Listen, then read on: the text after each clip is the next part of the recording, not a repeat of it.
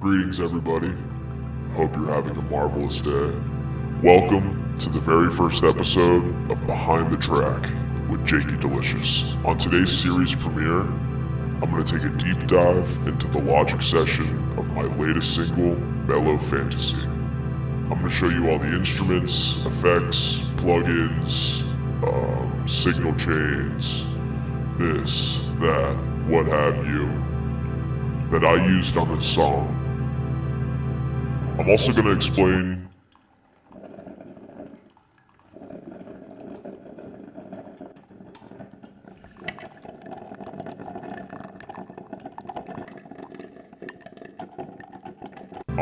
point out a couple of key parts that I consider to be some of my favorite things I've ever written. So grab a cup of coffee, a bottle of water, whatever you like. Find the comfiest seat in your home and join me on this journey.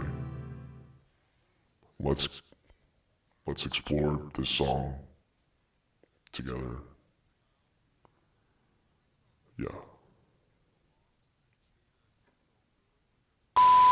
This song's actually older than my two other albums that I have out. It's actually been around since 2022.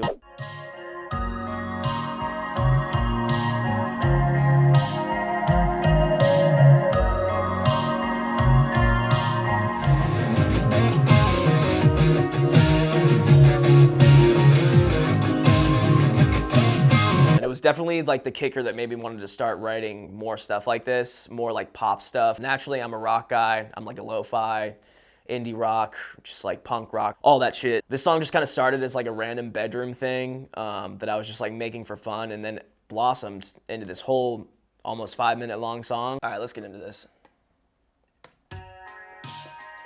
Song starts off just guitar and drums. This is a super indie rock guitar, I feel like. It's just Logic stock guitar. I use Amplitude now, and I use all the Fender and like orange amps and stuff, but this is before I got all that. So it's all just Logic stock, Logic synths, Logic drums. This is the Video Star drums. I just think they sound very 80s and cool. Just like a throwback vibe. Also, I call these tracks up here ear candy, but it's just cymbals. I don't know why I made it ear candy. I also want to point this out real quick too. I don't think this is the best song to use as an example for this, but I'm still just gonna say it anyway. I play guitar in a band right now. I play drums in bands. I sing and everything. One of my guilty pleasures as far as home recording goes is definitely coming up with bass lines. This one's pretty basic. Just kind of very simple, almost like Beatles, McCartney-esque. But it's still fun. I love just like coming up with bass lines that are like doing their own thing under the rest of the song. For these vocals, let's see my chain here. This is called Sparkle Vocals. I just came up with that. This is one of my things. I have a regular tuner, a hard tuner, some EQ, and then I have one echo boy on here for wideness, just to make the vocal sound like a little bigger. And then I have a second echo boy, and that's for actual like echo. And it's not a ton of echo, just a little bit to fill it out and make it sound more spacey. And then on the summing track, I put this Abbey Road plugin. I use it on kind of a lot of stuff. I just think it sounds cool. And like, I don't know a ton about this stuff, but I just kind of twist knobs until shit sounds good. That's without it.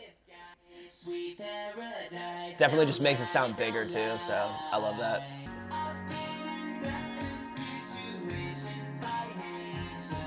Ain't that the truth? Alright, so here's another cool thing that I used on this. It's this vocoder. It's from Waves. It's called Obox. You like record your original vocal and then you kind of play it on the thing. You know how a vocoder works if you're a music person. Come on. Just a little high voice. Kind of adds to the like robotic effect that I'm trying to go for this whole thing. Oh, my eye. Chorus.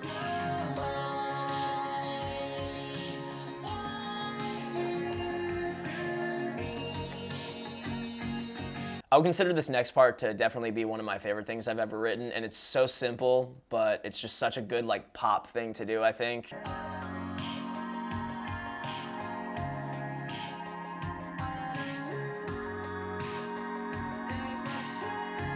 I fucking love that, dude. I feel like that's the thing Bieber does in like a lot of his songs, is kind of that, no, no, no, that kind of like note jump to the falsetto. It's very like Kid Laroi too, that Kid Laroi song, I wanna stay a minute. Great song. It's just such an easy thing to do, especially when you have like a hard tuner on your vocals too, so you know that nothing's gonna go wrong. I just think it sounds great. I still get goosebumps whenever I hear it.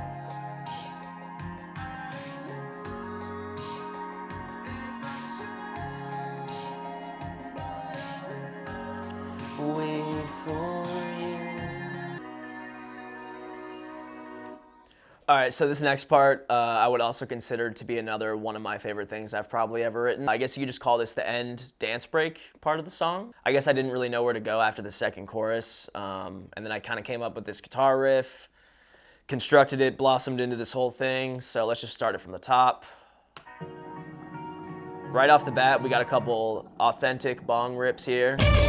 Need that. And then I have some like echo on them too. Just kind of sounds cool. It's perfect for like a build-up, I guess. I don't know. Plus, there's something about it that just sounds kind of relaxing. All right, and then we also have a couple conversations that I recorded from my super drunk neighbors a few years ago. They were talking about wanting dogs.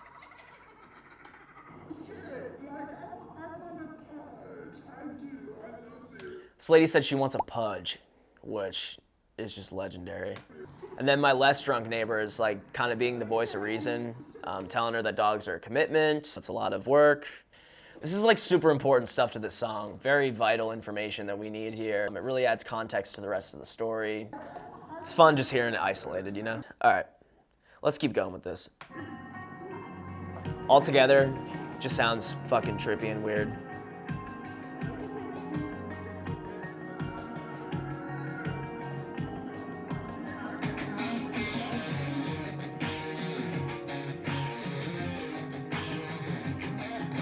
Dude, this is another thing that I came up with that, like, every time I hear it, I just want to fucking bang my head like that. All right, we have some more vocoder in on this part, and then I, like, panned it left and right manually just to make it kind of go all over the place. So...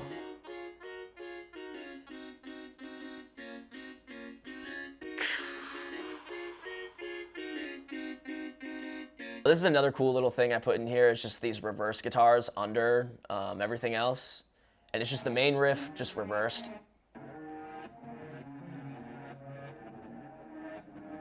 So Beatles, dude. When you mix it in with everything else, it sounds like it's all just doesn't know what to do in your ears, you know?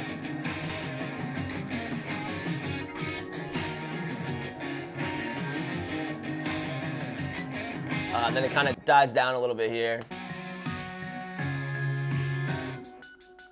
This part right here, this 70s clav, very funky, very sexy, dare I say.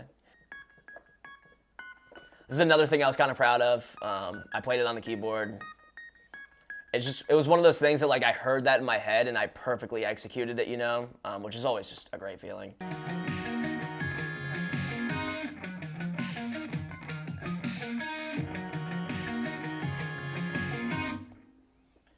Ends strong, dude. So yeah, I think that's pretty much it for this song. Again, like there's multiple parts in this song that I would consider to be some of my favorite things I've ever written. So I think that's cool to have a lot of that in one song. Again, I just wanted this stuff to be like futuristic and like from the past at the same time. Instead of writing just like 3 chords and the truth kind of thing I'm used to, this was definitely more time-consuming, tedious. I put a lot of work into like all the little details that you hear in there and that I've hopefully done a good job of showing you. So yeah, more stuff like this to come. Hope you have a solid day. Make some good music out there. That's what I'm gonna try to keep doing. I don't really know how to end this. I think I'm just gonna end it by saying this. I love you.